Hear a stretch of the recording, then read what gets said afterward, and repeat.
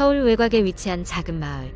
그 마을은 깊은 산속에 자리 잡고 있어서 외부의 간섭 없이 조용히 그들만의 생활을 이어오고 있었다. 마을 사람들은 대개 오래전부터 이곳에 정착해 살고 있는 주민들이었고 매일을 평범한 일상 속에서 보내고 있었다. 하지만 이 마을에는 들어서는 순간부터 알 수 없는 중압감이 느껴졌다. 길가에 놓인 고풍스러운 집들, 잘 정돈된 정원, 그것들은 모두 평범한 듯 보였지만 어딘가 모르게 낯설고 으스스한 분위기를 풍겼다. 오랜 도시에 지쳐 자연 속에서의 휴식을 찾던 주인공 지우는 우연히 이 마을을 발견하게 되었다. 인터넷에서 그 어느 곳보다 조용하고 아름답다는 리뷰를 발견하고 큰 기대를 품고 여행을 떠났다. 첫날 밤 지우는 마을에 들어서자마자 이상한 느낌을 받았다.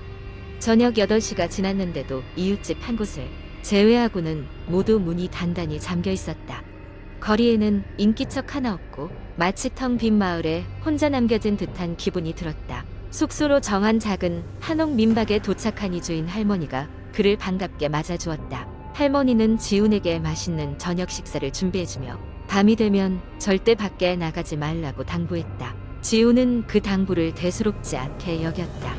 여행자들에게 흔히 하는 말이라 생각했다. 그의 방은 조용하고 푸근했으며 피곤했던 지훈은 금세 깊은 잠에 빠졌다. 깊은 밤 지훈은 갑자기 잠에서 깨어났다. 뭔가 이상한 소리가 들리고 있었다. 마치 나무 가지가 벽을 긁는 듯한 소리. 그는 듣지 않으려 애썼지만 그 소리는 점점 더 커져가고 있었다. 호기심과 두려움이 뒤섞인 채로 창문을 살짝 열어보이 물밖을 내다본 순간 그의 심장은 멎을 뻔했다. 창밖에는 한 여자가 서 있었다. 긴 머리카락이 바람에 휘날리고 있었고 그녀는 지훈의 방을 바라보며 미소를 짓고 있었다. 그런데 이상하게도 그 미소는 소름 끼칠 정도로 차가웠다. 놀란 지훈은 재빨리 창문을 닫고 방 안으로 몸을 숨겼다. 심장이 빠르게 뛰었고 그의 머릿속에서는 여러 가지 생각들이 빠르게 스쳐 지나갔다. 이윽고 이상한 소리가 멈추고 기묘한 고요함이 방을 감쌌다. 그는 숨을 죽이며 침대에서 일어나 문을 잠그고 이불 속으로 몸을 깊이 숨겼다. 다음 날 아침 그는 이 경험을 할머니께 말씀드렸다. 할머니는 처음에는 놀란 듯했은 아이의 차분한 얼굴로 말했다. 이곳에서는 가끔 그런 일이 있단다. 그 여자는 아마도 오래전 이 마을에서 오래 살다 간 어느 여인의 영혼일 거다. 이곳저곳을 떠돌면 가끔 누군가를 찾아가곤 하지. 지우는 도저히 믿을 수 없었다. 하지만 그의 마음속에서는 어제의 일이 단순한 꿈이나 환상이 아니었음을 직감하고 있었다. 그날 이후로 지우는 마을을 탐험하면서 그 여인의 이야기를 들을 수 있을 만한 단서를 찾기 시작했다. 마을 곳곳에 은밀하게 퍼져 있는 전설과 그 여인에 대한 소문, 과거와 현재가 얽히며 조금씩 베일을 벗어가는 진실. 지우는 점차 그 여인의 슬픈 이야기에 빠져들게 되었다.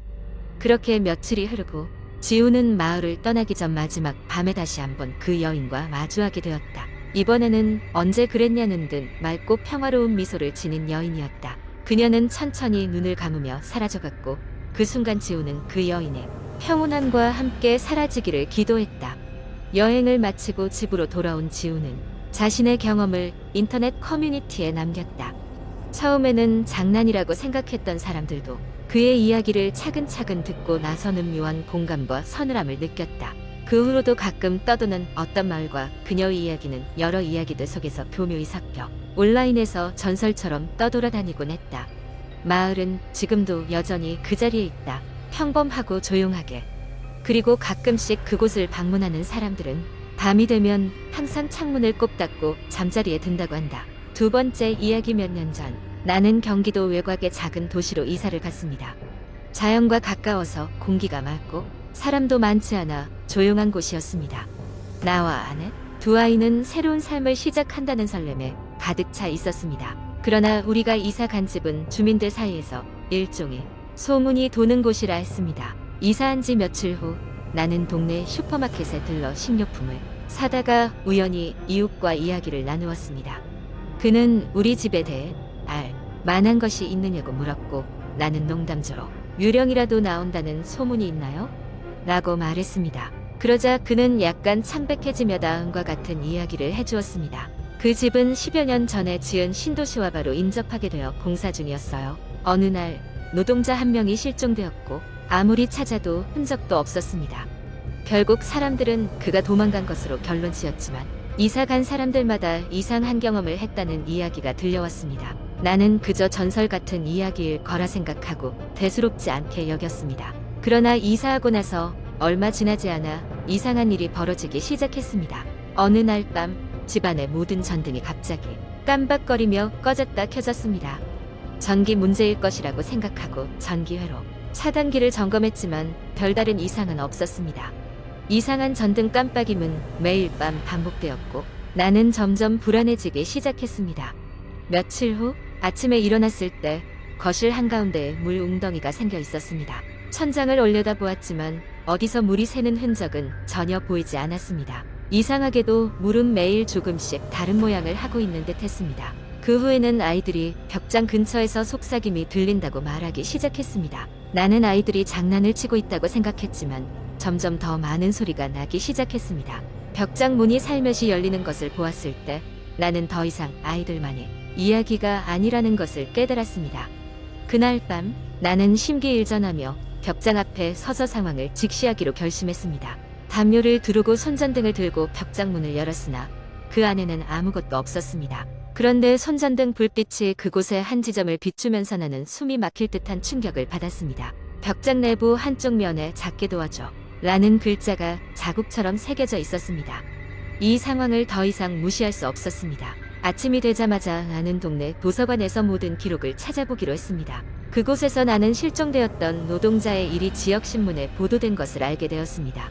실종된 날 그는 마지막으로 우리 집 근처에서 목격되었고 몇몇 주민들은 그가 무언가를 보고 놀란 듯이 달려나갔다는 목격담을 전했습니다. 그날 밤 나는 다시 벽장 앞에 섰습니다. 이번엔 혼자가 아니라 아내도 함께였습니다. 벽장에서 아무 소리도 나지 않았지만 우린 무언가 해결해야 할 것이 있다는 걸 직감적으로 느꼈습니다. 우리가 벽장 안으로 발걸음을 내딛는 순간 서늘한 바람이 얼굴을 스쳤고 휴대폰 플래시로 벽을 비추자 그곳에 여기라는 글자가 나타났습니다. 우리는 그곳에 있던 벽에 패널 하나를 조심스럽게 떼어냈습니다. 안쪽엔 작은 공간이 있었고 그 안에는 낡고 얼룩진 작업복 하나가 놓여 있었습니다. 작업복 주머니에서 작은 쪽지가 나왔는데 거기에 무서워 라고 적혀 있었습니다. 그날 이후로 집안에 불가사의한 일들은 서서히 사라지기 시작했습니다. 마치 누군가 우리의 존재를 인정받고 나서야 비로소 안식을 얻은 듯 했습니다. 시간이 흘러 이탈리아의 한 마을에서 실종된 작업자가 무사히 발견되었다는 소식이 전해졌습니다. 그는 기억을 잃고 그곳에서 새로운 삶을 살고 있었다고 합니다. 우리는 그가 살아있을지도 모른다는 생각에 안도하면서도 그와 같은 시기에 우리 집에서 일어난 일들을 떠올리며 기이한 감정을 느꼈습니다. 그리고 우리 가족은 그 후로도 그 집에서 평화롭게 살아가고 있습니다. 하지만 나는 아직도 가끔씩 밤하늘을 바라볼 때마다 그날의 소름 끼치는 순간을 잊을 수 없습니다. 현재의 평화가 얼마나 소중한지를 깨닫게 되곤 합니다. 세 번째 이야기, 대학교 3학년 때의 일이었다. 나는 작은 기숙사 방에서 혼자 지내고 있었다. 학교 근처에 있는 구식 기숙사였지만 학교에서 가깝고 월세가 저렴해서 인기가 많았다. 방은 좁았고 오래된 건물 특유의 찌든 냄새가 났지만 나는 그런대로 만족하고 있었다. 가을 학기가 시작된 지 얼마 되지 않아 어느 늦여름 밤이었다. 그날은 유난히 더웠고 창문을 열어놓아도 기숙사 건물 안은 공기가 잘 빠져나가지 않아 찜통 같았다. 수업이 끝나고 나서 지친 몸을 이끌고 방으로 돌아와 바닥에 드러누웠을 때였다. 방 안이 후덥지근하여 창문을 활짝 열어두었다. 시계를 보니 자정이 넘었고 슬슬 잠들 준비를 해야 했다. 불을 끄려고 일어났는데 창밖에서 무언가 기분 나쁜 소리가 들려왔다. 처음엔 바람 소리겠거니 했지만 조용히 집중해서 들어보니 사람의 목소리 같았다. 잘 들리진 않았지만 마치 누군가 작은 소리로 중얼거리는 듯했다. 궁금함에 창문을 조금 더 열고 밖을 내다봤지만 내 방이 있는 쪽으로는 큰 나무와 낮은 담벼락 외에는 아무것도 보이지 않았다. 잠시 지나면 멀어지겠지 싶어 나는 대수롭지 않게 여기고 다시 눕기로 했다. 몇 분이 흘렀지만 중얼거리는 소리는 여전했다. 오히려 좀 더 또렷하게 들리기 시작했다. 도저히 무슨 말을 하는지 알 수 없었지만 반복적으로 무언가 이야기를 하고 있었다. 왠지 모를 소름이 등줄기를 타고 올라왔다. 나는 재차 확인하기 위해 조심스럽게 창문 쪽으로 다가갔다. 그러자 이번엔 확실히 들을 수 있었다. 작은 목소리였지만 아주 또렷하게 들려 하는 말이었다. 심장이 철렁 내려앉았다. 주변에 아무도 볼 수 없었는데 이 소리가 어디에서 나는지 알 수 없었다. 두려운 마음에 나는 창문을 닫고 커튼을 쳤다. 하지만 소리는 끊기지 않았다. 오히려 창문을 닫고 나니 더 가까워진 듯했다. 들려? 너 들려? 목소리의 주인은 점점 더 또렷하게 그리고 불쾌할 만큼 친근하게 말을 걸어왔다. 이 상황을 어떻게 해야 할지 몰라 잠시 멍해 있다가 결국 두려움에 기숙사 사감에게 전화를 걸었다. 사감은 반신반의하는 목소리로 곧 가보겠다고 했다. 나는 그저 누군가 와주기를 간절히 기다렸다. 몇 분 후 사감이 방문을 두드렸다. 나는 무작정 문을 열었고 사감에게 방금 있었던 일을 이야기했다. 사감은 고개를 갸우뚱하더니 방을 한번 둘러봤다. 그러더니 창문을 향해 다가가더니 창을 열어 살피고 다시 닫고는 이상하게도 불빛이 나오는 방향에서 나는 것 같은데? 라고 했다. 나는 소름이 돋았다. 분명히 아무도 없이 나무와 담밖에 없던 그곳에서 소리가 난다는 게 믿기지 않았다. 결국 우리는 기숙사 건물 주변을 확인하러 나갔다. 늦은 밤이라 다른 학생들은 모두 잠들어 있었고 외부는 싸늘한 바람만이 서늘하게 불고 있었다. 담벼락 뒤로 돌아가 보았지만 그곳에는 그 흔한 길고양이 한 마리 없이 고요했다. 더 이상 소리가 나지 않는 것 같았지만 마음 한켠에 찝찝함은 가시지 않았다. 이후로도 그런 일은 반복되지 않았다. 하지만 매일 밤 기숙사 방에서 혼자가 되면 여전히 그 목소리가 들려오는 것만 같은 오싹한 기분이 드는 건 어쩔 수 없었다. 그 일이 있던 그날 밤부터 나는 창문을 꽁꽁 닫고 잠자리에 드는 습관이 생겼다. 내 소리 저 너머에 무엇이 있었는지는 여전히 알 수 없다.